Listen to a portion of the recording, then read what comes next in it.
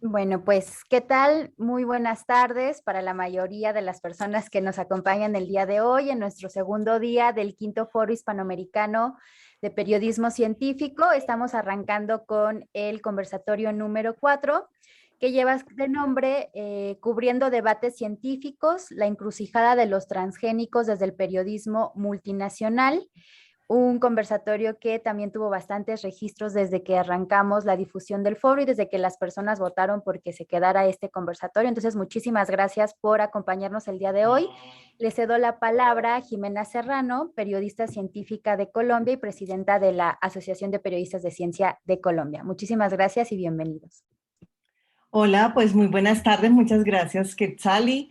Gracias a todos los que están aquí sacando un tiempito para escucharnos y compartir un espacio tan interesante como este, donde nos beneficiamos realmente todos los periodistas.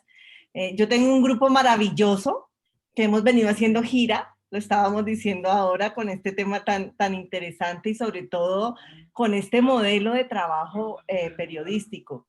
El grupo está conformado por Tania Orbe, que es periodista científica y docente de Ecuador, Mara Brujés, perdón, que es también otra periodista científica de la Asociación Colombiana de Periodismo Científico, es coordinadora de la estrategia de divulgación científica en la Universidad del Rosario y muchas más.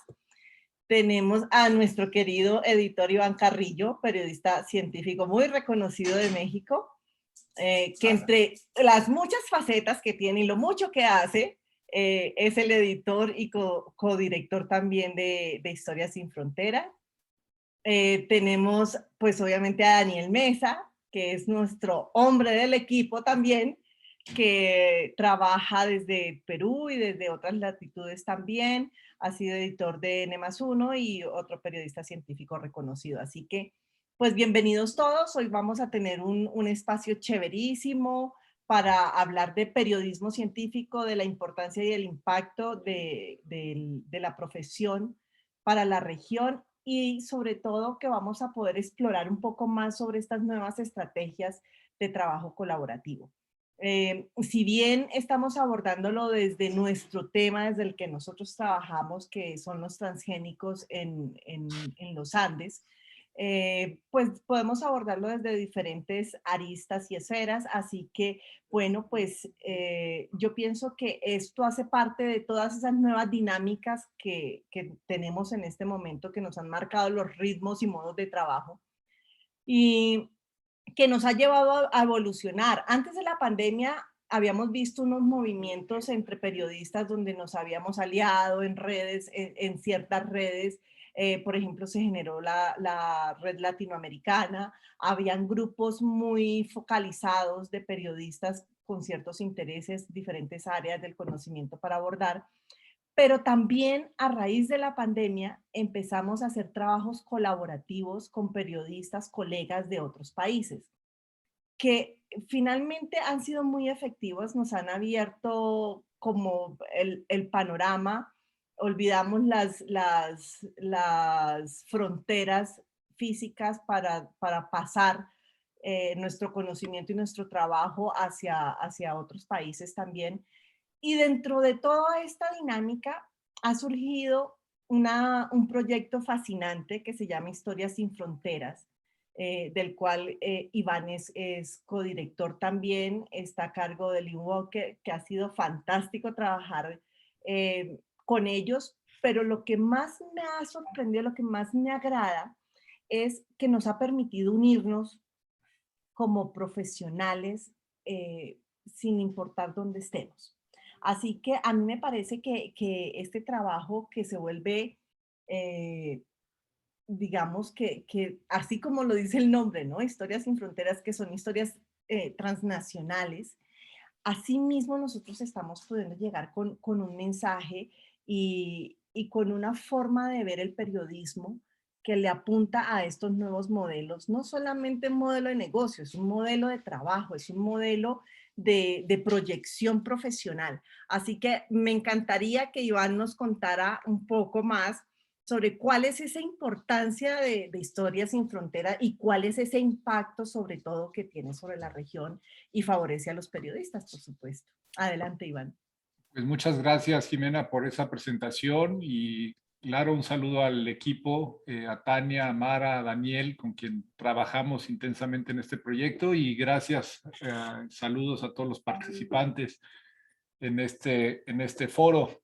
Sí, brevemente, porque creo que lo más importante aquí es que este equipo comparta las experiencias de periodismo colaborativo, transfronterizo o internacional o latinoamericano, lo podemos denominar de muchas maneras, pero es básicamente lo que hemos promovido a través de Historias sin Fronteras, una iniciativa que inicié hace 2 años, ya va a ser 2 años, junto con Lynn Walker y Inquiry First, una organización periodística, basada en el espíritu, como bien señaló Jimena, de superar las fronteras físicas, geográficas, del lenguaje, las fronteras también del alcance, de la mirada periodística, del impacto, de la información del periodismo especializado.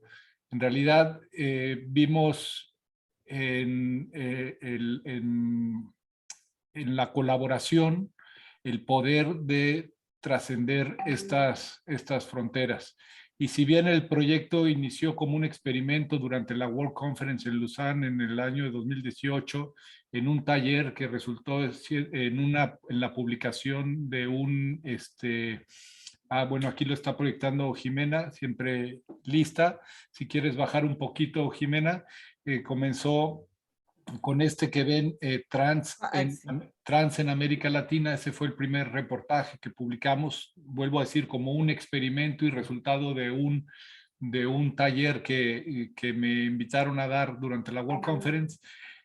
Vimos desde ese primer momento el potencial que podía haber, el potencial de unir los intereses periodísticos, las miradas en distintos países. En este caso fue Argentina, Costa Rica, México y Venezuela, quienes hicieron, bueno, trabajamos en conjunto la historia de el acceso a la salud de la población trans en estos 4 países y rápidamente ¿qué dejó ver?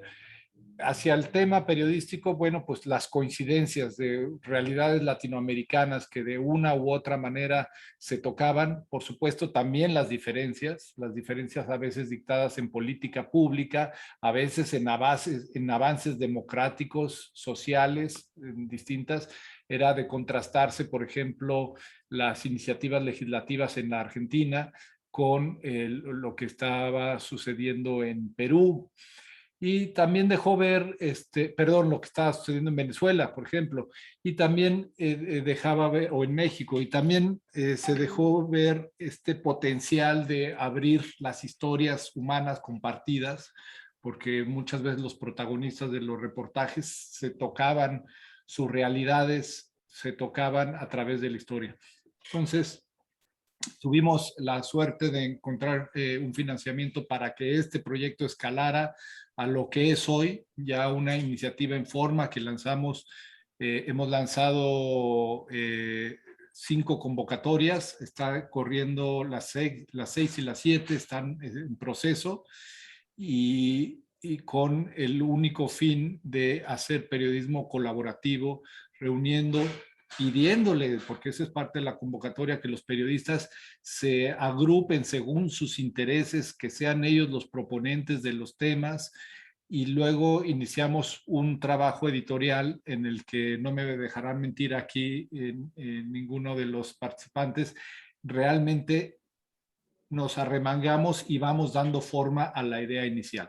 Y con eso partimos. Hay una idea inicial que sabemos que aglutinó a los colaboradores, a los periodistas para proponer un tema, pero lo tomamos básicamente como barro para ser moldeado y a través de reuniones virtuales como la que estamos teniendo ahorita vamos planteando las preguntas básicas, las preguntas importantes, los actores principales. Buscamos una representatividad, por ejemplo, en este caso, Ecuador no formaba parte del equipo original y acordamos con el equipo sumarlo para que hubiera una representatividad mayor de los países andinos en el tema de transgénicos. Y de esta manera creo que vamos moldeando cada uno de los proyectos. Ahora sí que es customizado. No hay una fórmula que por lo menos desde mi experiencia, podamos compartir cada uno de estos 5 reportajes que están viendo en la pantalla y de los que están haciendo. Han encontrado su vereda, su camino para ir siendo conformado. Hay algunas cuestiones prácticas, como es la cuestión de horarios, como las juntas en línea, como los acuerdos básicos bajados en un documento, como que exista un coordinador general del grupo que entable el diálogo conmigo como editor. Ese tipo de cosas han sido parte de la experiencia que hemos tenido como equipos de trabajo, pero la mayoría se ha ido resolviendo en el camino, en particular con el tema de transgénicos, y ahorita se los contarán los reporteros involucrados. Ha sido en este tema, además de que dejó ver el tema legislativo, la politiquería con la que se trabajan estos temas, la exclusión de los actores principales, es decir, de los principales impactados por el uso de transgénicos, que son los campesinos y la población. Todo eso, de alguna u otra manera, que reveló este reportaje, y que, como digo, lo platicarán. A mí, uno de las experiencias más grandes que me dio hacer este reportaje, y que de hecho ha sido ya como parte de la implementación para los reportajes subsecuentes de Historias Sin Fronteras, fue el hecho de extender la inercia de la colaboración más allá del grupo de reporteros, y hacer partícipes a los campesinos a través de sus teléfonos celulares para que ellos pudieran documentar su realidad. Dado que la pandemia no permitía ir a estas comunidades, porque teníamos presupuestado la participación de un fotógrafo o un documentalista que pudiera cubrir esto, resolvimos, por iniciativa del equipo, capacitarlos a través de este mismo medio, y pedirles que sean ellos quienes documenten. Y los resultados lo pueden ver quien entre a la página, ahí en Agricultura Andina, pues son muy inspiradores, muy motivantes, puesto que tenemos a ellos mismos documentando su realidad. No en todos los casos, porque Daniel sí logró meter un fotógrafo profesional, que estas son las fotos de Daniel, si no me equivoco, bueno, del fotógrafo que coordinó Daniel, pero tenemos otras donde es la mirada de los mismos pobladores fotografiando su realidad, ¿no? Entonces, esta ha sido parte de esta colaboración que se extiende. También se rompen fronteras en la cuestión de la forma. Como ven, son reportajes largos. Nos saltamos la norma de que en Internet solo se leen notas de 800 palabras. Nos la saltamos porque creemos fielmente que la buena narrativa se lee, y se lee hasta el final. Verán que hay elementos de diseño. Aquí hay que reconocer el trabajo de Miguel Ángel, el diseñador de Historias Sin Fronteras. Los infografistas, también intentamos hacer productos integrados con infografías, como está mostrando Jimena, de manera que hagan más amigable la navegación, pero más profunda la entrega de información. Bueno, otro factor de rompefronteras, diré, es el tema de los idiomas. Este reportaje fue traducido, sí, creo que solo al inglés y español, ¿verdad? Este fue el caso. Y al portugués. Y portugués, y Sí, portugués. efectivamente, porque ya a partir del tercer ejercicio que fue decidimos a pasar de español e inglés, que fueron los primeros casos, y ahora también al portugués. Entonces, con estos tres lenguas traducidos, cada uno de los elementos del reportaje, no solo el texto principal, sino cada pie de foto, cada cuestión en el mapa es traducida, y es un esfuerzo de romper fronteras, de integrar, de proyectar las historias de periodismo de ciencia, salud y medio ambiente de Latinoamérica a otros públicos, lo cual ha retribuido en el impacto. Lo vemos en las redes, lo vemos en los comentarios, lo vemos en lo que sucede en estas invitaciones, por ejemplo, a foros. Y una cosa importantísima que decir también de la colaboración: no solo se han sumado los periodistas, no solo se han sumado los campesinos, no solo hemos abierto el lenguaje, sino que desde el principio, cuando vamos dándole forma al reportaje, hablamos también con editores en los países involucrados, con editores de medios importantes, de medios que tengan impacto, y nos sentamos a platicar y los sumamos a este espíritu de colaboración. Así que estos reportajes, cuando ven la luz o cuando la van a ver, acordamos con estos editores una fecha de salida y les entregamos íntegra la información. No les damos un enlace para que el tráfico llegue a nosotros, sino que hacemos un paquete en HTML y les entregamos íntegra para que ellos publiquen como quieran publicar. Incluso nos han pedido en algunos ejemplos de estos reportajes, nos han pedido que si les podemos hacer una edición para que sea un texto publicado en un impreso, etcétera, ¿no? Entonces nos adaptamos, implica siempre reelaboración y más trabajo, pero nos hemos adaptado haciendo que este mensaje pues se extienda. Y si quieres poner la página de inicio de Historias Sin Fronteras, Jimena, y ya con esto termino. No la del reportaje, sino la de Historias Sin Fronteras, donde estaban todos los reportajes. Como les decía a la fecha, tenemos estos 5 reportajes publicados que han sido, por ejemplo, veo ahora el de National Geographic, retomado por Brasil, por National Geographic, el capítulo de Brasil, concursando en el FETISOP Journalist Awards, que se metió a una final muy competida, se quedó entre los 8 seleccionados, y además, lo que les decía, siendo retomado cada vez por más medios, llevando este mensaje y este poder de la colaboración, me parece que a muchos lados, de manera paralela, y quizá para mí es el gran valor de esta experiencia, ha generado una red colaborativa de trabajo en toda América Latina. Una red además activa.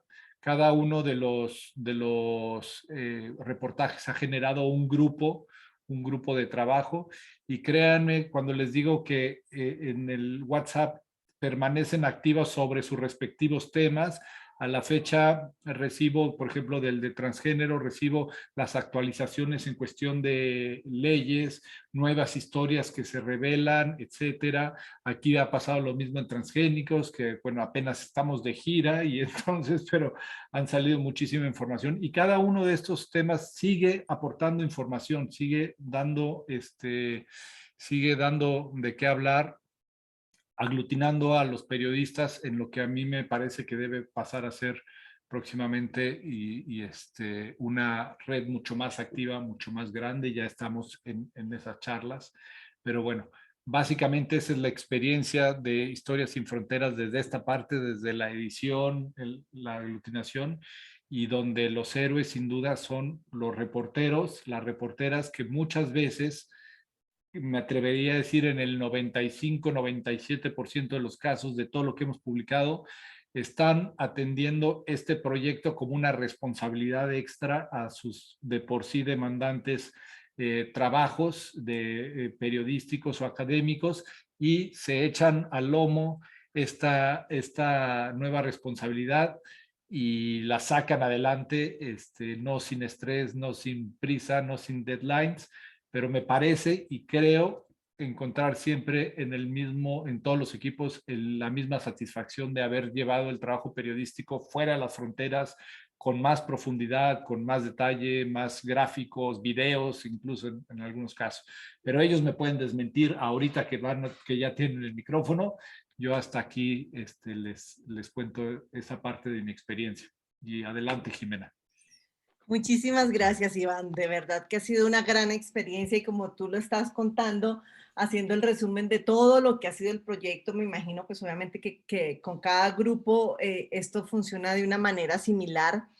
Y por supuesto pues que para nosotros el aprendizaje, el compartir entre nosotros mismos, pues nos ha dado elementos todavía mucho más gratificantes. El hecho de normalmente pocas veces nos editan los artículos y cuando nos enfrentamos a una cantidad de información y nos dicen, no, es que hay que editar, hay que cortar, hay que ajustarse. Entonces es todo un reto y eso hace parte del repensarse y el de estar siempre activo como periodistas y siempre abiertos al conocimiento y a lo que hay en el medio. Entonces, desde ese punto de vista, nosotros, ¿por qué abordamos el tema de los transgénicos?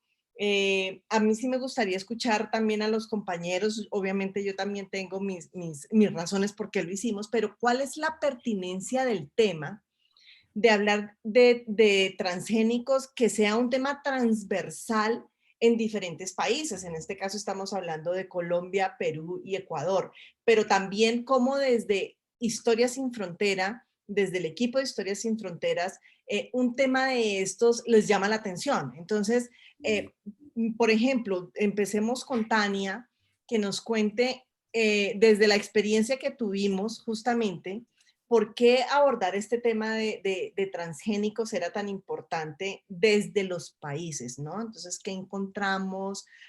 ¿Por qué? ¿Cuál es ese hilo conductor que hemos tenido? Hola, Jimé, muchas gracias por esa apertura. Y bueno, yo soy Tania Orbe, periodista científica de Ecuador. Y yo llegué a este proyecto de casualidad. Les agradezco a mis colegas de Colombia y de Perú que ellos me invitaron a participar cuando ya estaba el enfoque del tema definido. Y era muy importante tener a Ecuador porque estamos hablando de los países andinos. Si Jimé me permite compartir la pantalla o ella puede ir navegando por cómo quedó el reportaje, cómo se publicó en Historias Sin Fronteras. Nosotros hicimos un especial que incluye de forma detallada cuál es la situación en cada país. Uno para Colombia, otro para Ecuador, otro para Perú. Y entonces aquí les voy a compartir la pantalla de Historias Sin Fronteras para ir navegando. Tania, vamos a hacer un paso rápido por cada país para que sigamos abordando los otros temas en cuanto al tema de transgénicos. ¿Estás viendo tu pantalla? Sí, estoy entrando al especial para Okay. mostrarles precisamente cómo quedó la parte de Ecuador. Sí, entonces rápidamente vamos a ver cómo se esbozó. ¿Puedo compartir la pantalla? Sí, aquí está. Ya. Entonces, bien, aquí está el especial multimedia. Colombia, Ecuador, Perú. Hicimos una introducción, hicimos una conclusión también que muestra hacia dónde vamos. Tenemos un mapa de la región, los diferentes cultivos y acá entramos a Ecuador precisamente. Entonces, bueno, con el enfoque ya definido de mis colegas, la participación de Ecuador era identificar qué avances o qué ha sucedido tomando en cuenta que en Ecuador hay una prohibición total de cultivar transgénicos desde el 2008 por la Constitución. Sin embargo, sí se ha desarrollado algo de investigación. Se promovió una ley de semillas en el 2017 que promovió que haya investigación a nivel de las universidades y centros de investigación, pero lo que se cultiva en el laboratorio no puede ir al campo. Entonces ahí hay una dicotomía en la normativa. Y cuando yo empecé a recoger toda la información que hay, ¿no? Los bloqueos, las sanciones, las denuncias, se han denunciado cultivos de soya transgénica por ONGs ambientalistas. Acción Ecológica lideró esta investigación, eso está recogido aquí más abajo. en un mapa donde identificamos esos productos, esos cultivos ilegales, ¿sí? Pero resulta que esta identificación pues se hizo desde el 2013, entonces esta no era la novedad. Y yo aquí pues recojo como un muy buen aporte el tener un editor internacional que no vive en Ecuador, que no vive en Colombia, no vive en Perú. O sea, este es el aporte que tuvimos de Iván Carrillo desde México. Y además México tiene una trayectoria mucho más larga de cultivos transgénicos de lo que tenemos nosotros en el sur. Entonces, ya en el proceso editorial, la reconstrucción de toda la reportería que yo tenía implicaba ver cuál era la mayor novedad de los transgénicos, tomando en cuenta que la Constitución de Ecuador los prohíbe completamente.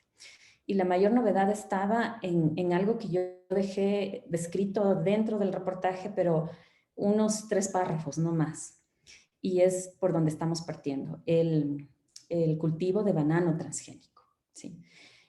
Y alrededor de esto, construir una historia. O sea, no solamente decir que se cultiva banano transgénico en la Escuela Politécnica del Litoral, en la costa ecuatoriana, que ya están los cultivos listos para pasar a un invernadero, pero de ahí no pueden hacer más, sino también quién está detrás de eso, ¿no? ¿Cómo lograron los permisos? ¿Cuándo empezaron? ¿Sí? La historia de los investigadores que lideran este proceso.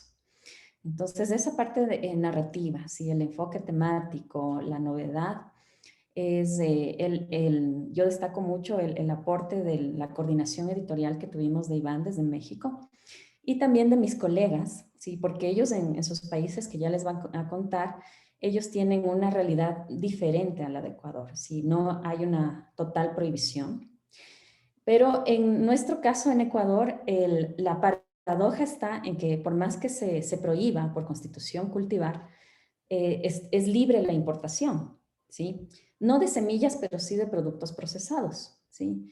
Entonces aquí tenemos una separata donde se pueden ver las paradojas precisamente de la normativa, de las prohibiciones al consumo que habla de esto, ¿no? O sea, nosotros importamos productos transgénicos para alimentar ganado, para alimentar pollos, entonces terminamos comiendo carne que tiene transgénicos, porque la soya transgénica, el maíz transgénico es más barato en cualquier parte del mundo, ¿no? Entonces ya los consumimos.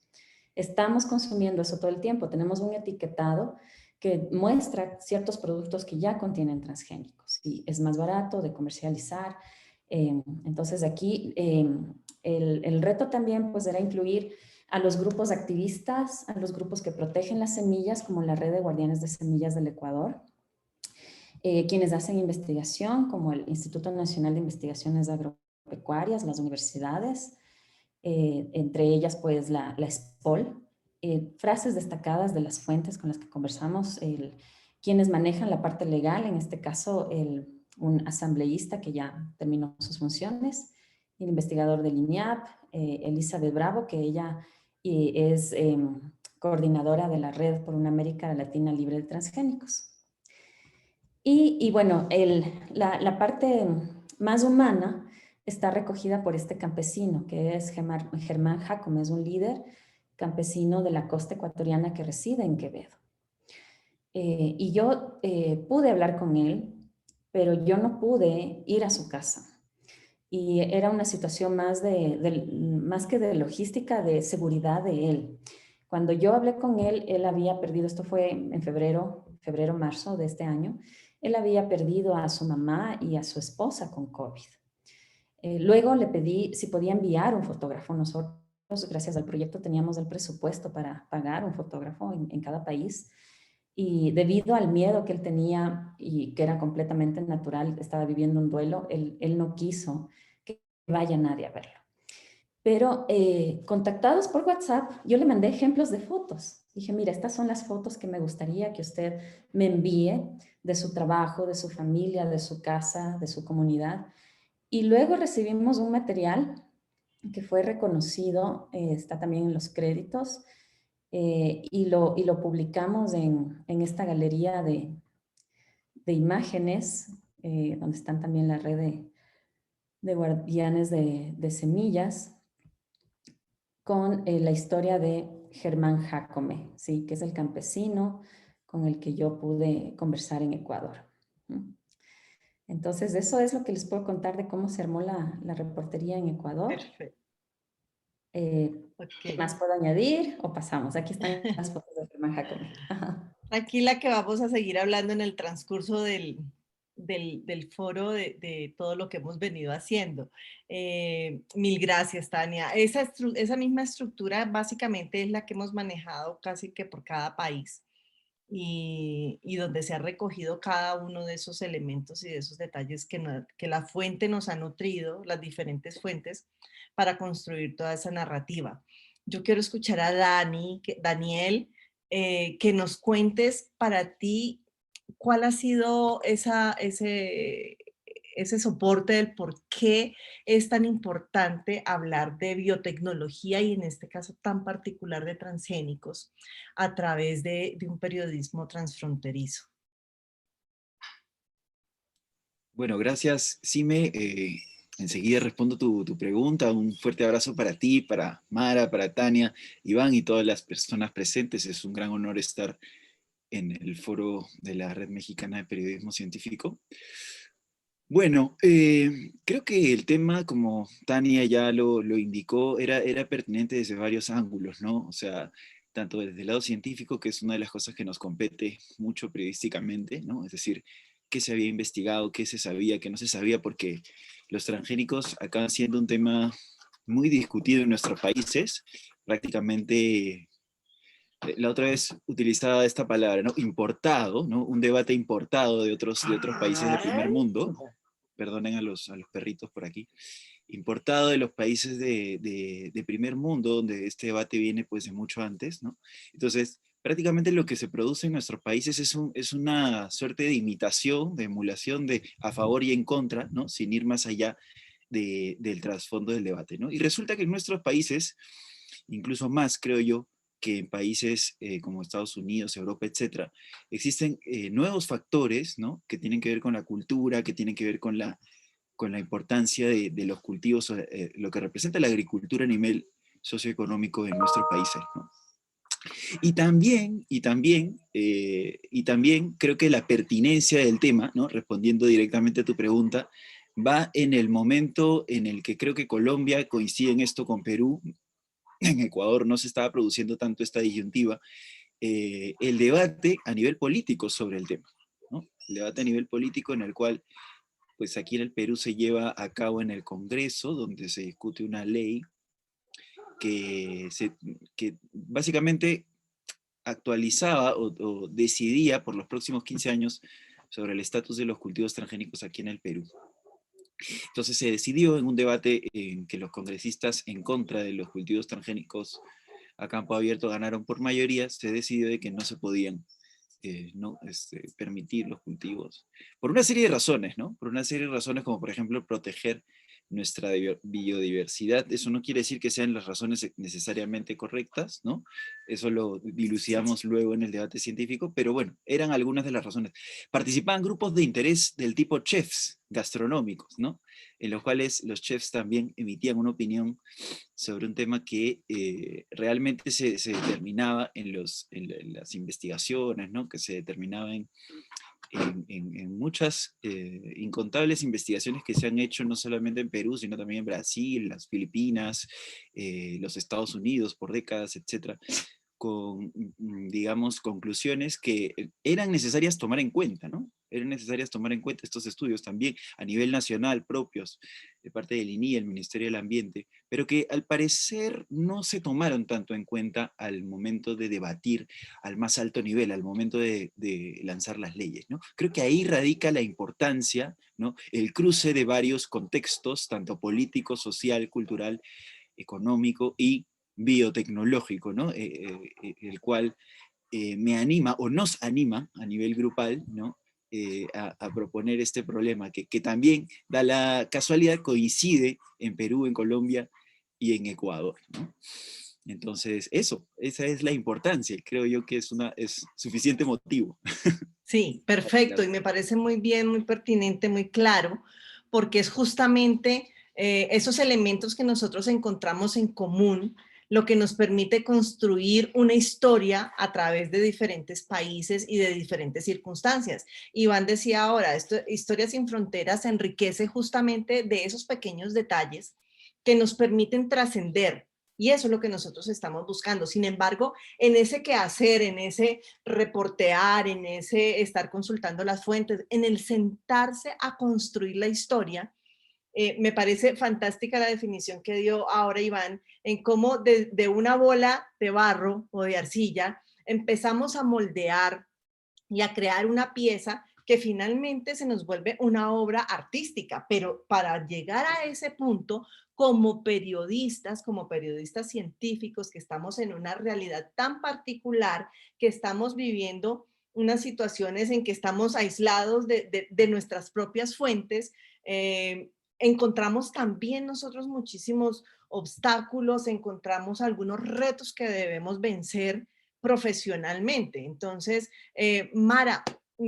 porfa, cuéntanos tú cuáles son, a partir de estas realidades de las que estamos hablando, si bien la pertinencia del tema, cuáles son esos mayores retos a los que nosotros nos debemos enfrentar o vencer, superar estos retos como periodistas para poder llegar a construir una obra como la que nosotros hicimos. Bueno, buenas tardes a todos, bienvenidos todos y un saludo para todos mis compañeros acá en la mesa de trabajo. Bueno, Jimena, yo creo que tuvimos varios retos.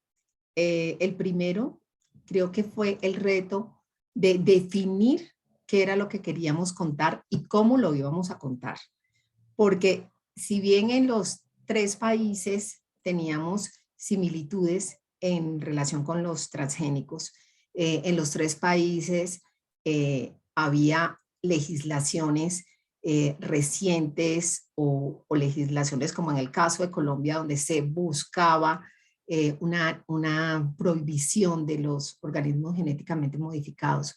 Y veíamos que en los 3 países teníamos división de la comunidad científica, teníamos también la desinformación de los campesinos, de los cultivadores, teníamos además una división total de los políticos.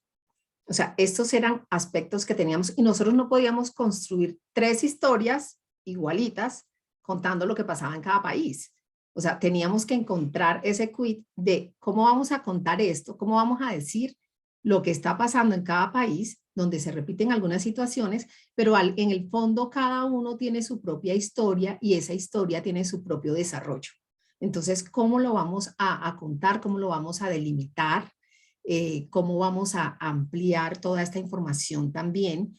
Y pues ahí claramente fue clave el papel de Iván Carrillo como nuestro editor, porque al final, después de largas conversaciones, como él mismo lo dijo, y muchas reuniones por Zoom y todo, logramos aterrizar lo que fue una historia verdadera, una historia general que incluía los 3 países, pero que realmente contaba cosas específicas y muy determinantes en cada país. Luego, si nosotros observamos los diferentes textos que están dentro del reportaje, vamos a ver que ni Colombia, ni Perú ni Ecuador se repiten a pesar de que realmente tenemos muchas decisiones y muchas circunstancias parecidas. Entonces, eso era un reto muy grande.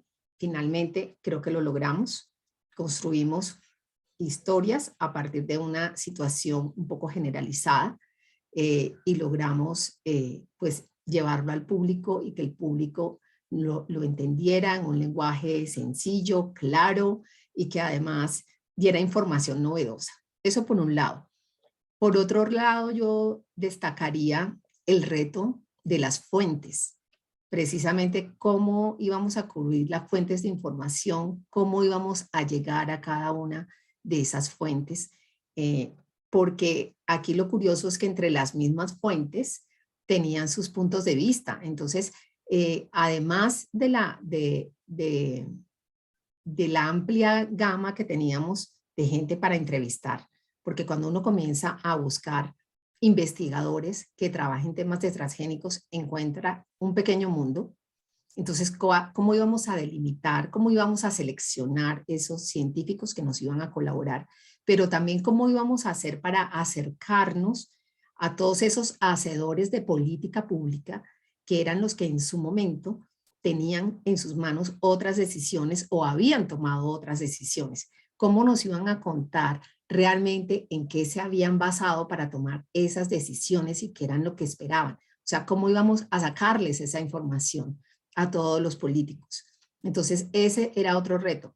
El otro reto con las fuentes era cómo íbamos a llegar a los campesinos, precisamente por lo que hablábamos anteriormente, que ya estábamos en pandemia, ya estábamos en confinamiento, ya el tema de ir a hacer la entrevista cara a cara era muy difícil. Entonces, ¿cómo íbamos a lograr que nuestros campesinos se conectaran con nosotros, que nos tuvieran confianza, porque no nos habían visto nunca de la nada? Entonces, ¿cómo hace uno para que una persona que nunca ha conocido, que nunca ha visto, que no está muy familiarizada con los medios de comunicación, que es, digamos, como el punto básico en casi todos los campesinos, que pues no tienen un relacionamiento con medios ni a diario, ni cada rato, y algunos casi nunca han hablado con un medio de comunicación? Entonces, ¿cómo logramos acercarnos a ellos para que se abran con nosotros y nos cuenten lo que piensan?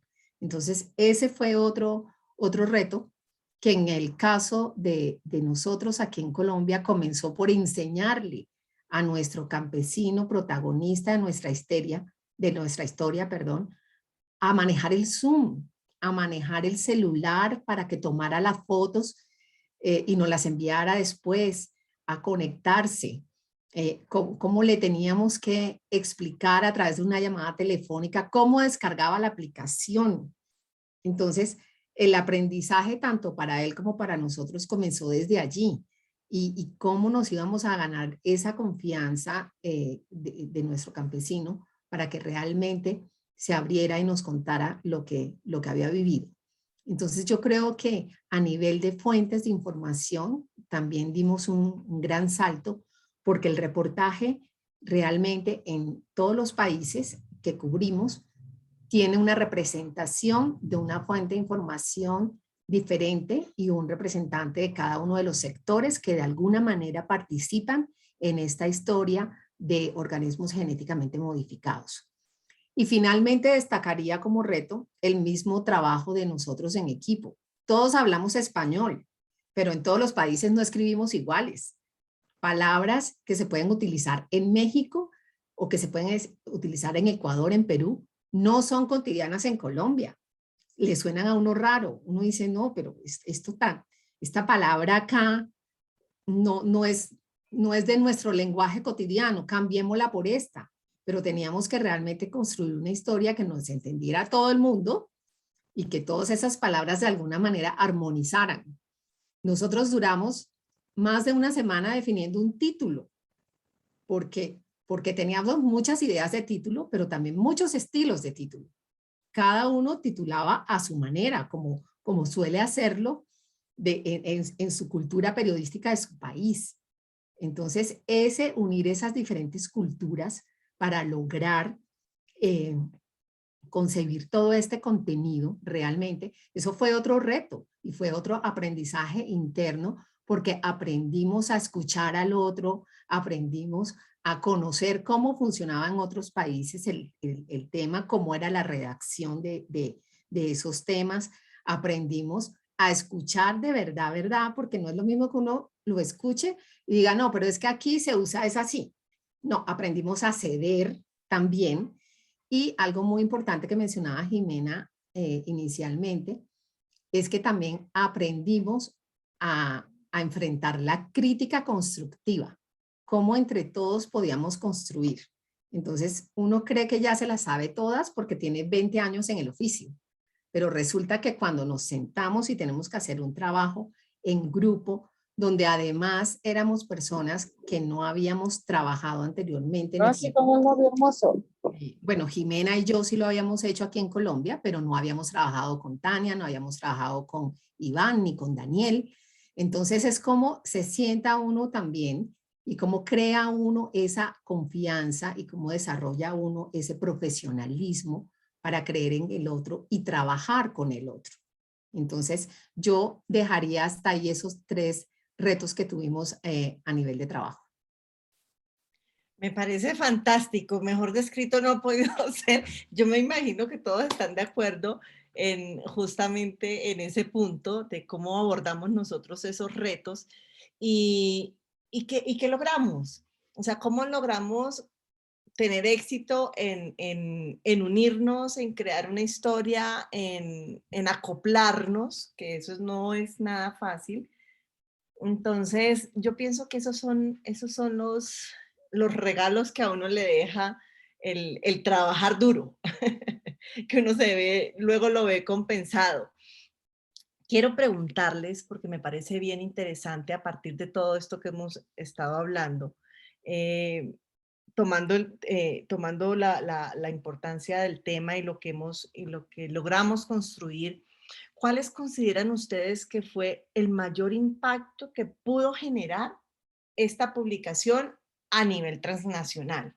Porque una cosa es que nosotros nos logramos meter cada uno en nuestro país, logramos plasmar en esta obra maestra, logramos plasmar las realidades en cuanto a este tema de cada país, de cada región, pero cuando hablamos en contexto, cuando estamos tomando este proyecto justamente como un proyecto transnacional, ¿cuál consideran ustedes que es ese mayor impacto que se puede dejar regionalmente? Iván, si nos puedes decir algo al respecto, tú como editor general, con una visión más holística del tema. Sí, gracias, Jimena. Justamente creo que se trata de impacto, la colaboración. O sea, lo que hace es expandir la onda mucho más grande. Hace rato que hablaba de este impacto que significa que nos retomen otros medios o que se sumen a la publicación otros medios a través del mismo contacto de los periodistas, etcétera.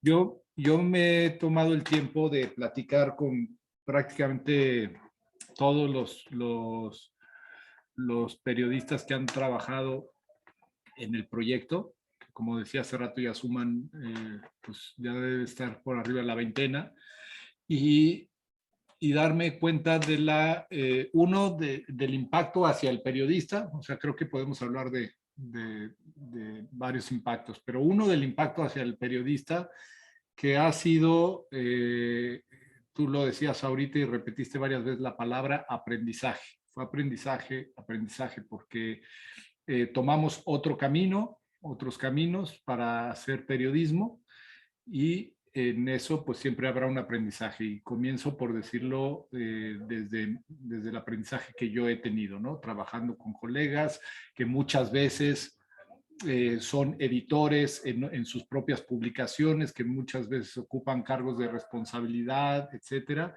y en este ceder, en este abrirse a otras ideas, a otras formas de editar, a la concepción de otros reporteros, me parece que hay un aprendizaje, hay una escucha, de todos creo que hay una humildad para podernos integrar y podernos escuchar y poder avanzar en el mismo sentido. El otro impacto, el impacto mediático, por decirlo de alguna manera, a mí me parece muy interesante definirlo y siempre hablo en el periodismo del impacto de calidad y el impacto de cantidad, ¿no? El impacto de cantidad ya lo conocemos y creo que todos lo tenemos muy valorado con saber qué representan un clic, un like y que realmente qué cambia eso en una conciencia, en un pensamiento, ¿no? Pero ahí está y sigue incluso utilizándose como una forma importante de medir el impacto de medios. A mí me gusta pensar en los productos de Historias Sin Fronteras y en concreto de este como un impacto de calidad.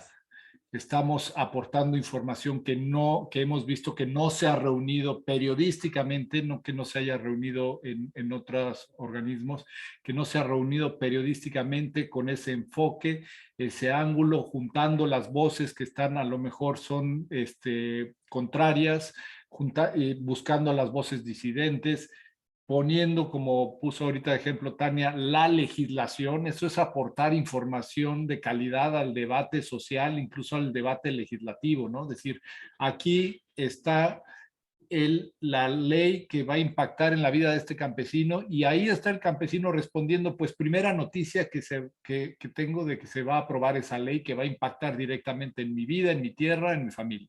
Entonces, ese para mí es un impacto de calidad. Quiero pensar que del otro lado está esa audiencia leyéndola y sabiendo que, que este reportaje le va a servir.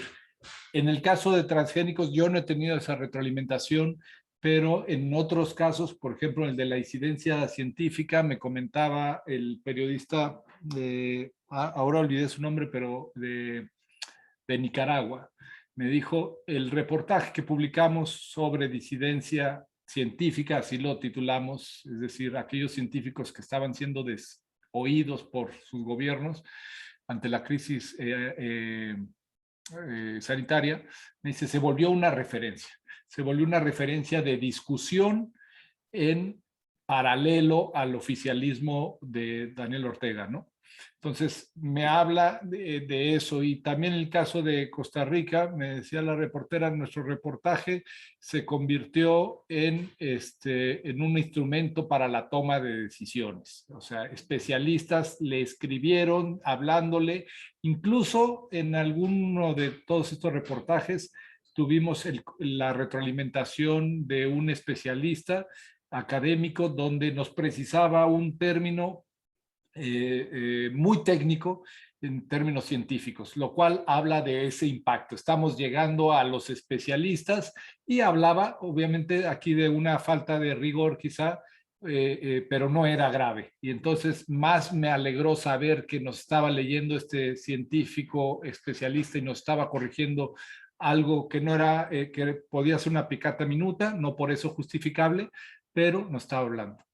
Y quizá el impacto más abierto que hemos tenido, más evidente, fue cuando publicamos el texto de la carretera la carretera que va, el proyecto de carretera que pretende cruzar la Amazonía entre Perú y Brasil, y lo publicamos y al día siguiente Bolsonaro hace referencia directa, después de meses de no haber hablado del proyecto, hizo referencia directa a ese proyecto diciendo que va, desafortunadamente, ¿no? O sea, su reacción fue muy a su estilo, hablando de que no me vengan con eso ahora, ¿no?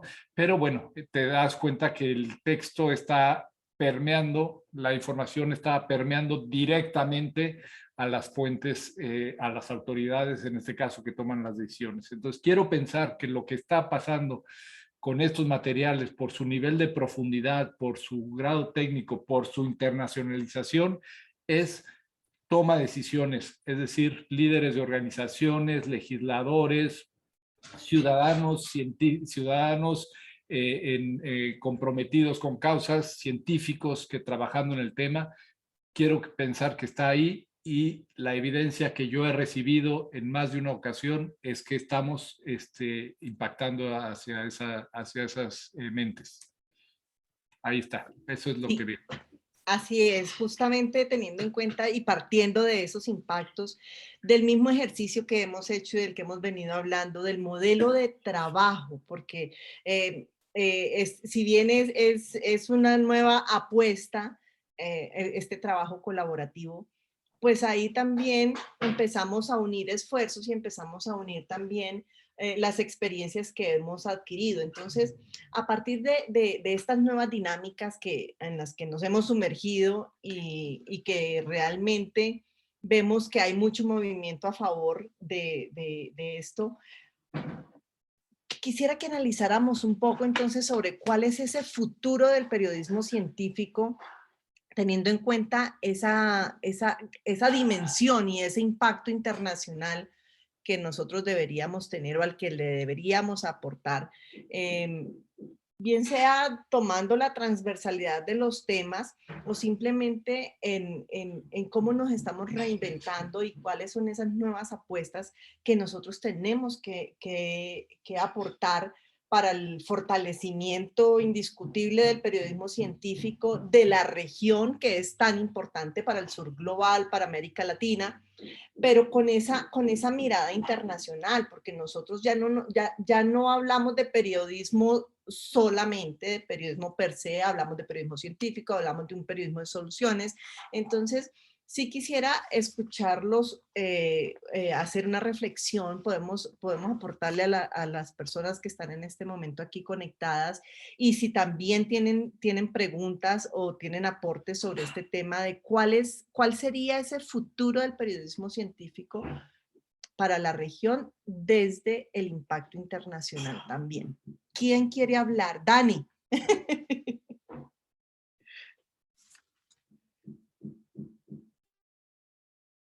Bien, bueno, es una pregunta con un gran reto ahí intrínseco, ¿no? Es un poco difícil de responder. La primera respuesta que se me viene a la mente es seguir promoviendo, ¿no? O sea, así como la biotecnología, hay otros temas que nos unen, ¿no? Por ejemplo, y que ahí tú mencionaste la palabra sur global, ¿no? Y me parece interesante porque el concepto sur global, de alguna manera, para resumirlo, ¿no? Hace referencia a las adversidades, a los retos, a las coyunturas que enfrentamos países precisamente del sur, ¿no? Del sur global, esos países que en materia de ciencia son un poquito más nuevos que los del norte global, ¿no? Bueno, esa definición del sur y norte es un poquito arbitraria, pero bien, si se entiende por sur global, Latinoamérica y otros países, ¿no? Como el África, qué sé yo, el sur del Asia, etcétera, muchos de ellos denominados por los gurús de la economía en desarrollo, ¿no? Países en desarrollo. Creo que hay una gran oportunidad porque muchas de nuestras coyunturas tienen una perspectiva propia, un lente propio, ¿no? Por ejemplo, el tema de la historia, ¿no? La antropología, ¿no? La cultura, y partiendo desde el lado intercultural, ¿no? O sea, el tratamiento, por ejemplo, de un tema como la biotecnología, no solamente se fue al paper y al método científico nada más, ¿no? O sea, para elaborar una historia como estas, realmente nos hemos ido a conversar directamente con los protagonistas de decisiones políticas con conciencia de por medio, ¿no? Por ejemplo, con el señor Lalupu, ¿no? Que es un campesino en el norte de Perú, cuyo trabajo de agricultura, ¿no? Prácticamente supervivencia, era directamente impactada por el tema de la biotecnología. Pero no solamente estaba la ciencia que él iba a utilizar consciente o inconscientemente, sino también la concepción de la agricultura, ¿no? ¿Qué es para ellos agricultura? ¿Cómo la conciben? Si reciben o no, de acuerdo a sus tradiciones, la biotecnología como algo que pueden o no internalizar, que pueden o no usar. En el caso de esta experiencia fue muy neutral la posición, ¿no? No había una posición en contra o a favor, ¿no? Entonces, este tipo de descubrimientos creo que son únicos en nuestros países, ¿no? Entonces, no necesitamos competir con el primer mundo, con el periodismo científico del primer mundo, porque aquí tenemos una serie de oportunidades, ¿no? Que se pueden ver, ¿no? Creo que el futuro del periodismo científico, y esto es algo que tiene mucho que ver, hablo mucho en algunas clases de comunicación y de ciencia y marketing, etcétera, que doy, pero también funciona y aplica para el periodismo. Encontremos un nicho distinto, ¿no? Encontremos un nicho, encontremos la oportunidad en el periodismo local, encontremos la oportunidad en el digamos, en las situaciones únicas de nuestros países, ¿no? Creo que por ahí va un poco la recomendación, ¿no? Tampoco quiero extenderme mucho para poder dar pie a las preguntas, pero sí, esas situaciones únicas, curiosamente van a verse reflejadas también en otros países muy parecidos a los nuestros, ¿no? Como en este caso la región andina, Colombia, Perú y Ecuador. Bueno, perfecto, Dani, muchas gracias. Tania, ¿quieres decir algo al respecto? Sí, claro, Jimé. Bueno, yo quiero añadir que es realmente complejo ponerse de acuerdo, pero es también un enorme aprendizaje, ¿no? Porque en mi caso, pues yo como corresponsal internacional he trabajado temas que muestran Ecuador, la realidad de Ecuador a nivel de ciencia, salud, ambiente, para el resto del mundo, ¿sí? Pero no me pongo en realidad en los zapatos de Colombia, de Perú, de los lectores que podemos tener a nivel de América Latina. Y esa ha sido la ganancia de mi participación en este proyecto. Entonces, sí, hemos discutido, sí, hemos revisado y leído nuestros textos decenas de veces. También en las horas de las reuniones, ¿no? Cada uno de nosotros tiene sus trabajos, sus familias, y muchas veces teníamos que reunirnos el domingo en la tarde o prever con mucha anticipación cuándo sería la próxima reunión editorial. Ese también es un gran aprendizaje.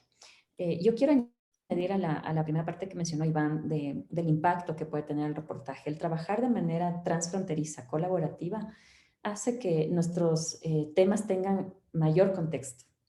Y en Ecuador en particular yo tuve la apertura de 3 medios al mismo tiempo y eso es bastante extraño porque hay un celo, ¿no? Hay un celo, todos quieren exclusividad y todos quieren que el contenido les llegue gratis, ¿no? Pero el reportaje se publicó en el diario El Comercio, se publicó en el diario La Oro y en la revista digital Plan B. Y ninguno de ellos dijo, no, yo quiero que solo te quedes conmigo. ¿Sí? Todos estuvieron dispuestos a compartir contenido. Y creo que eso también es parte de la adaptación, de la reinvención del periodismo de calidad, que los medios deben estar dispuestos a compartir contenido siempre y cuando se publique simultáneamente en otros medios. Sé que en Perú igual se publicó en varios, en Colombia también, en México se publicó en el Universal, porque de allí recibimos el apoyo de Miguel Ángel Garnica, que fue nuestro diseñador web, y también tuvimos réplica en Bolivia. Entonces, si hubiese hecho yo un reportaje de transgénicos solo de Ecuador, no hubiese tenido ese eco mediático a nivel de la región. Y creo que lo mismo hubiese pasado si lo hacían solo de Colombia o solo de Perú. Entonces, yo apoyo mucho esta iniciativa de Historias Sin Fronteras y sé que tendrá larga vida con proyectos de calidad, de investigación y transfronterizos. Muy bien, muchísimas gracias, Tania. Mara, ¿tú para dónde crees que vamos? ¿A dónde hay que apuntarle? Bueno, Jimena, yo creo que si nosotros seguimos haciendo este tipo de esfuerzos conjuntos con periodistas de otros países, que como bien lo decía Daniel, tenemos muchos temas en común y comenzamos como a escribir estas grandes historias, a compartirlas y a publicarlas, indirectamente vamos a contribuir a esa creación de una escuela de periodismo, porque un reportaje bien escrito siempre va a ser un material de consulta, va a ser un material que sirva para la formación de nuevos periodistas. Entonces yo creo que tenemos que apuntarle mucho a la formación, pero de pronto nosotros desde nuestros sitios y desde nuestras publicaciones podemos aportarle también a esa educación no formal. No tenemos que montar necesariamente un curso, un programa donde haya título, diploma y todo por medio, sino que indirectamente podemos hacer escuela y hacer escuela a partir de la experiencia. Yo creo que eso es bien, bien importante. ¿Por qué? Porque en países como el nuestro, hablo de Colombia, donde solamente tenemos una universidad que tiene maestría en periodismo científico y que esta maestría se creó hace menos de 4 años, no tiene todavía una trayectoria tan amplia, tampoco tiene una gran popularidad porque está comenzando y está ofreciendo un buen programa académico y todo, pero nuestros jóvenes a veces no ven en el periodismo científico una opción de vida. ¿Por qué? Porque no hay quien les muestre todo lo que se puede hacer a partir del periodismo científico. Entonces yo creo que el gran reto para nosotros, además de contribuir a todos estos espacios de reflexión y de aportar nuestra propia experiencia, está precisamente en entregarles estas historias, estas historias que están totalmente contextualizadas, que tienen diferentes fuentes, que abordan un problema. O sea, son historias que están bien escritas y se pueden compartir. Entonces yo creo que realmente uno de nuestros retos ahí es jalonar toda esta nueva generación para que sean ellos los que vengan detrás de nosotros y se inunde esto de periodistas científicos, porque es que esto ahora, gracias a Dios, uno escucha a muchos estudiantes de periodismo que quieren especializarse en periodismo científico. En mi época todos querían estudiar periodismo económico, periodismo político. Entonces, aquí en Colombia duramos muchos años desde la Asociación Colombiana de Periodismo Científico intentando hacer formación en periodismo. Y sin embargo, era una audiencia un poco cerrada porque es que los espacios para hacer periodismo científico eran contados. Entonces, si nosotros tenemos la oportunidad de popularizar el periodismo científico, yo creo que eso es lo que tenemos que hacer.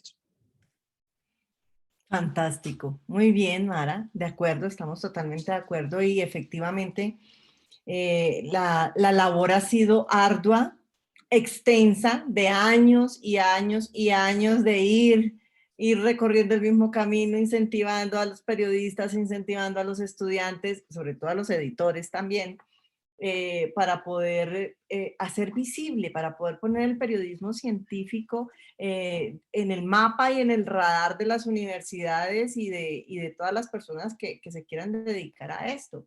De hecho, nuestras realidades incluyen muchísimo divulgador científico porque pues también para ellos se ha abierto una puerta de oportunidades. Entonces, yo quiero escuchar a Iván, que a ver, Iván tiene muchísimos elementos que nos pueden dar muchísimas pistas más.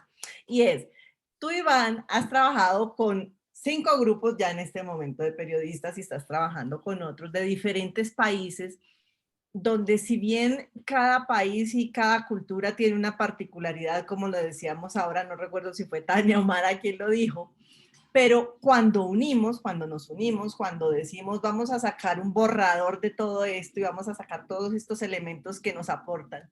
Entonces, digamos que tú has adquirido una experiencia maravillosa porque has podido captar de todos esos elementos que nos hacen únicos y especiales y sobre todo que nos dan pistas para saber qué necesita el periodismo científico en este momento, cómo está en este momento, porque tú sí puedes sacar una radiografía de cómo está el periodismo científico en la región y qué necesitamos, hacia dónde apuntamos, porque si bien Historias Sin Fronteras ha sido la plataforma, el trampolín para dar a mostrar todas estas historias fantásticas, entonces, ¿hacia dónde es que nosotros como periodistas debemos apuntar? Híjole, qué pregunta tan difícil me planteas. Comenzaré diciendo que sería muy ambicioso que yo pudiera desde mi visión responderla y decir, estas son las necesidades. Sí puedo, por la experiencia, por el intercambio, con todos los reporteros y no solo a través de este proyecto, sino de otros tantos que me han permitido interactuar, conocer a varios periodistas, algunos de los mejores periodistas que da la región. Sí puedo hablar de ciertas necesidades que tenemos como periodistas. Y que me parece que también las sociedades tienen de esos periodistas. Me parece que es un doble vacío lo que observamos frecuentemente tanto en nuestros países y las audiencias, como en lo que tenemos como periodistas. Pensando en lo primero, en los periodistas y nuestras necesidades, el reto de la especialización es grandísimo. Realmente poder contar con periodistas que cuenten con el apoyo de una plataforma, sea un medio, sea un periódico, sea una televisora, que cuenten con el apoyo para que se especialice en un tema de ciencia, es, desde lo que yo he observado, una de las de los vacíos más grandes que hay en toda la región. Los medios de comunicación en general quieren tener periodistas capaces de cubrir todo al mismo tiempo, de brincar de una fuente a otra en el mismo día, entregando muchas notas, haciendo un trabajo excesivo, y no creo que ningún periodismo especializado, menos en ciencia, salud, medio ambiente, se pueda llevar a cabo así. Sinceramente, no se va a trabajar, no se va a lograr ni un grado de rigor, ni un grado de creatividad, ni un grado de calidad con la cabeza metida en tres fuentes. Yo he conocido reporteros, reporteras que han cubierto al mismo tiempo fuentes tan diversas como defensa o seguridad nacional, medio ambiente, salud y religión, por poner un caso de los más extremos que he conocido, pero real, ¿no? Y ¿para qué? Para los medios, pues para saldar su cuota de información, y obviamente el impacto en la calidad periodística pues era evidente. Ninguna de esas notas era una nota en real y en conjunto pues no significaba nada, ¿no? Entonces no se puede aspirar a un periodismo de calidad teniendo así a los periodistas pretendiendo que cubran todo. Y del otro lado, me parece, o sea, ya la pandemia, lo hemos dicho muchas veces, se encargó de ponernos en primera plana, nunca mejor dicho, la necesidad de contar con informadores especializados. Pero no es el único evento, ni por mucho que nos ha puesto esto en evidencia.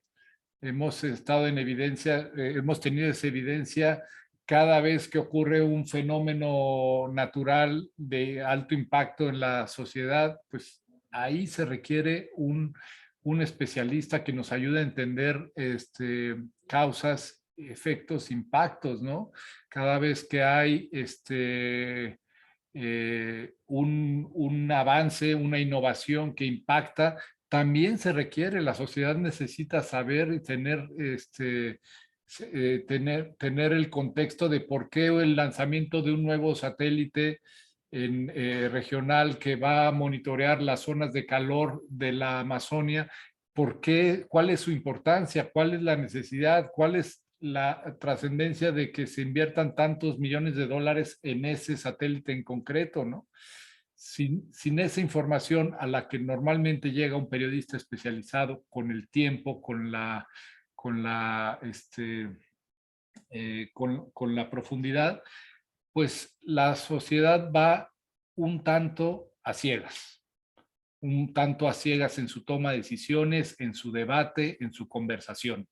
Y nos atenemos un poco, y aquí regreso otra vez al fenómeno que desató la pandemia, que de pronto todos los periodistas que tienen sus espacios consolidados, en lugar de acudir a un periodista a un periodista especializado para abrir estos temas, pues simplemente aborda los temas desde su perspectiva, muchas veces, la gran mayoría, con falta de rigor, con falta de ángulo, con imprecisiones terribles y generando o formando parte de este efecto dominó de cascada, donde ya no es mala información, sino es información basura, deficiente, confusa, generando otro fenómeno, ¿no? Entonces, ahí están las dos necesidades que yo veo en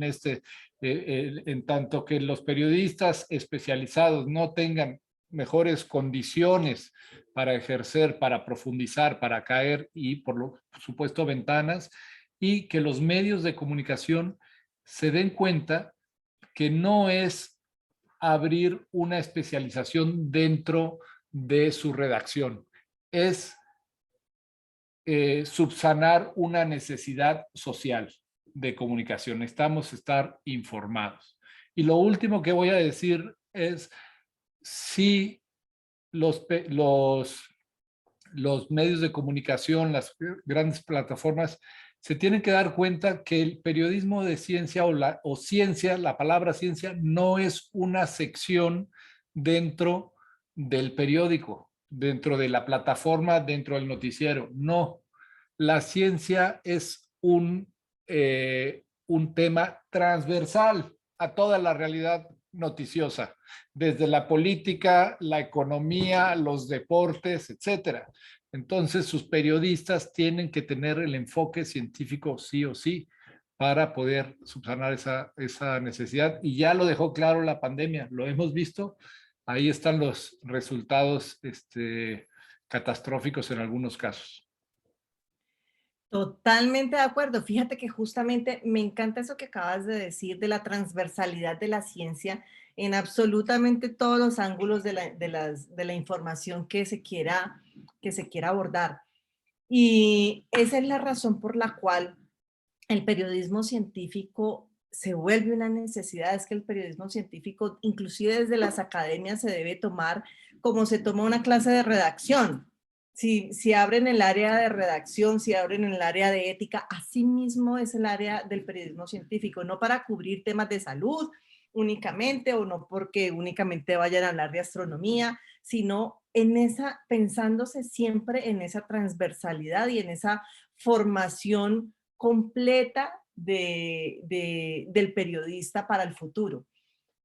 Justamente cuando hablamos de cómo podemos nosotros fortalecer más este periodismo científico de región en este caso, hablamos de, ok, cada uno desde su país tiene sus iniciativas, hace su trabajo. En la asociación venimos entregando también herramientas, dictándoles talleres, no solamente para empezar a formar, sino para ir actualizando también a todos los periodistas. Y yo pienso que hay una oportunidad gigantesca el próximo año con la Conferencia Mundial de Periodistas Científicos que se va a realizar en Colombia, en Medellín, porque es decir, nunca antes vamos a tener como Latinoamérica, como región, la visibilidad que vamos a tener en este momento, porque nuestro único objetivo es darle esa connotación y esa importancia al periodismo científico que se hace desde Latinoamérica. Y esto, ¿qué implica? También vamos a mostrar la ciencia que se hace en nuestras regiones. Y pienso que es el momento en que cada uno se piense como periodista en cómo puede aprovechar esta oportunidad, cómo se quiere ver, cómo quiere proyectar su periodismo, su trabajo, qué quiere aprender, porque es que además no es únicamente que va a ser la vitrina que nos va a mostrar a nosotros, sino que nosotros podemos aprender y aplicar pensando en todas estas vacíos que podríamos tener como región y como periodistas, que bien sea que estemos en un medio de comunicación o que estemos desde una institución o en una universidad haciendo periodismo de ciencia. Entonces, ¿cómo nosotros lo podemos aprovechar? Nosotros vamos a tener este viernes, que es el cierre del foro, hay un espacio de cierre donde vamos a hablar justamente de ese punto, y es cómo nos queremos proyectar, porque es que Daniel lo decía ahora hace rato, no es que nosotros queramos competir con el periodismo científico que se hace en el primer mundo, es que nosotros con nuestras particularidades, cómo fortalecemos lo que tenemos. Así que, pues a mí me parecería que sería fantástico que todos los que quisieran participar en este espacio que se va a abrir justamente para recoger esas ideas y ver cómo lo presentamos y cómo lo podemos materializar para la conferencia mundial, pues sería fantástico porque hay un dicho, ¿no? Que una sola golondrina no hace llorar, pero cuando nos juntamos todas, entonces seguramente el aleteo, no hace llover, perdón, el aleteo de pronto pueda mover las frecuencias, el viento, en fin, cualquier cosa que pueda generar. Entonces, bienvenidos todos, los esperamos para ese espacio también. Obviamente que Colombia tiene las puertas abiertas para el 2022, para todos los que quieran venir. Aquí está su casa, aquí estaremos nosotras, en este caso Mara y yo por ser anfitrionas, pero pero bueno, aquí estamos porque yo pienso que el camino es uno, que todos vamos hacia el mismo camino, todos queremos aportar desde nuestras experiencias, que me parece excelente, pensándonos en hacer escuela justamente, porque Historia Sin Frontera, por ejemplo, lo que está haciendo es generando este espacio de hacer escuela, como dice Mara, porque la calidad del trabajo periodístico que se hace es para aportar. Entonces nosotros ya cada uno adquirimos una parte, pero qué bueno que los demás que están alrededor, todo este gran cúmulo de periodistas científicos que hay, pues aporten y que se formen y que participen de este tipo de proyectos que se vinculen y que hagan presencia también en la conferencia mundial, porque cuando somos más, pues podemos obtener mayores cosas. Yo veo que se presentó ya Quetzal, quiere decir que estamos a punto de terminar y que ya debemos estar cerrando. Si alguien tiene alguna opinión más que decir, algo más que quieran, con lo que quieran cerrar, pues es el momento antes de que nos corten. Veo que se están peleando, ¿no? Por hablar. Así que, bueno. Bueno, yo diría, Jimena, que la invitación efectivamente para todos es que no pierdan el impulso, o sea, no pierdan el impulso y el interés que se ha generado en los últimos años en todos los temas del periodismo científico. Yo creo que todavía tenemos una larga carrera por delante, que todavía tenemos muchas cosas que hacer, tanto en nuestros propios países como en esta colaboración internacional que nos puede enriquecer muchísimo más nuestro trabajo. Entonces yo sí los llamaría para que no se rindan, para que siempre estén atentos, para que hagan seguimiento a toda esta información que se está produciendo. Eso es bien importante porque a veces la información sale una sola vez y no se vuelve a hablar de eso. Entonces, pues los temas no tienen dueño, los temas son de todos. Entonces, si hoy nosotros hablamos de transgénicos, pues el día de mañana son ustedes los que pueden hacer el seguimiento a lo que terminó de pasar y pueden escribir otra historia. Entonces, me parece importante que no perdamos el impulso. Yo, muy bien, Mara. Jimena, nada más en el mismo tenor que Mara, para empujar sobre todo a las generaciones jóvenes, decirles que los periodistas estamos definidos por publicar productos periodísticos, no por un título universitario, no por otras actividades. Creo que lo que define la actividad son las publicaciones, la generación de contenidos, la búsqueda de historias, y motivaría sobre todo a los jóvenes a eso, a buscar historias periodísticas, a buscar los espacios, a creer en sus historias, buscarlas con calidad, a abrir espacios en los medios que les toque abrir y sobre todo a agruparse entre ellos, porque si lo hacen de manera colaborativa van a abrir más espacios. Ese sería mi consejo, sobre todo para los jóvenes que nos están escuchando. Muchísimas gracias. Así es. Quetzali, toda tuya. Muchísimas gracias, Jimena, Mara, Tania, Daniel e Iván, por este conversatorio y a todas las personas que se sumaron. Pues nada, seguimos con las actividades el día de hoy. Tenemos otra entrevista y un debate y seguimos con conversatorios hasta el viernes. Entonces, bueno, pues muchísimas gracias por conectarse. Voy a parar la grabación en este